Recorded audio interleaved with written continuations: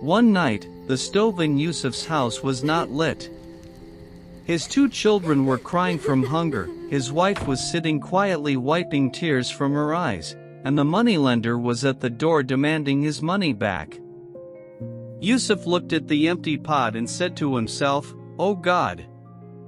If I don't get anything tomorrow, what will I feed my children?"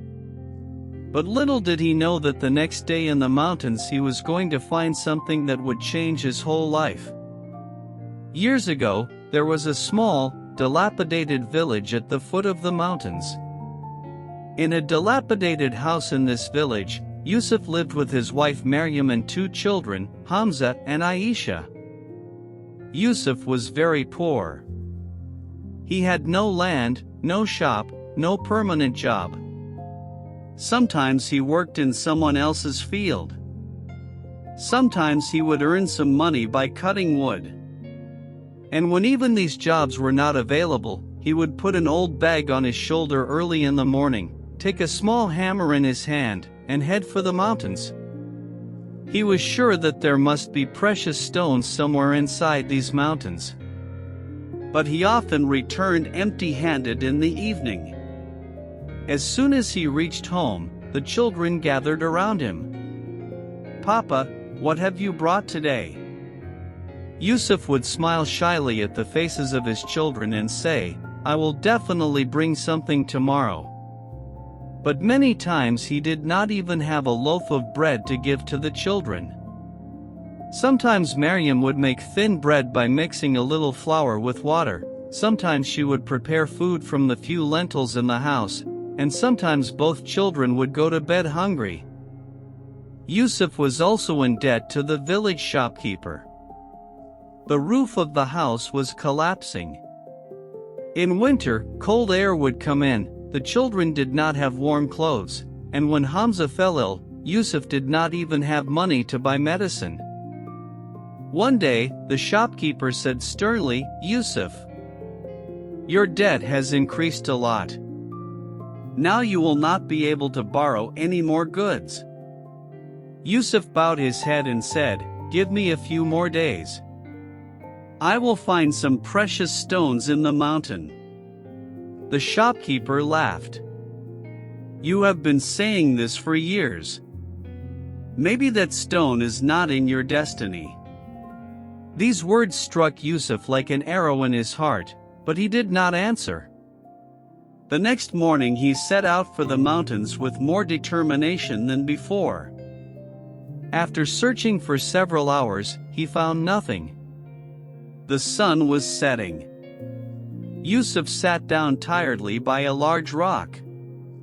He looked up at the sky and said, "I am doing everything I can for my children, but when will my trial end?" At that moment, heavy rain began to fall on the mountains. Yusuf quickly got up to return, but the rain was so heavy that the path was not clear. Suddenly, a loud noise was heard. A part of the mountain collapsed due to the rain and fell down. Yusuf stopped. Mud and small stones were flowing down with the rainwater. Among these stones, he saw a strange glow. He bent down and began to remove the dirt. A small stone came into his hand. It was no ordinary stone. It had a slight golden and red glow. Yusuf's heartbeat quickened. He wrapped the stone in a cloth and carefully brought it home. He watched it all night. The next day he went to the old goldsmith in the village. The goldsmith took the stone in his hand, looked at it in front of the light, then remained silent for several moments. The goldsmith was just thinking about making a fool of Yusuf when Yusuf saw the goldsmith's surprised face and realized that there was something in this stone. Still, he asked the goldsmith, "Is it valuable?" The goldsmith looked at him in surprise and said with a smile, "Yusuf, this is an ordinary stone, it is of no use to you, I will give you some money to take something for the children on the way." Yusuf immediately took the stone from the goldsmith's hand and left the shop. Yusuf was very happy inside. He was sure that this was not an ordinary stone. Soon he reached a big and old goldsmith's shop. The goldsmith was old. He saw the stone in Yusuf's hand, got up and took it from his hand and said, "Where did you get this? Do you know what you have in your hand? This is a rare and precious gem." Yusuf's eyes lit up. The old goldsmith was honest and immediately handed a bag full of money to Yusuf. Yusuf took the bag and went home happily. He was the first to pay off the shopkeeper's debt. Then he bought Hamza's medicine, repaired the broken roof of the house and bought warm clothes for the children. But Yusuf did not spend all the money. He thought to himself, if I spend all this money today, tomorrow the same poverty will be standing at my door again. He saved some money and started a small business with the rest. The person whom people once considered a failure, now people started working with him. After some time, he built a small shop. Maryam started sewing clothes at home, Hamza started going to school and Aisha got her first new book. There was still simplicity in the house, but there was no hunger. There was no debt. There was no fear.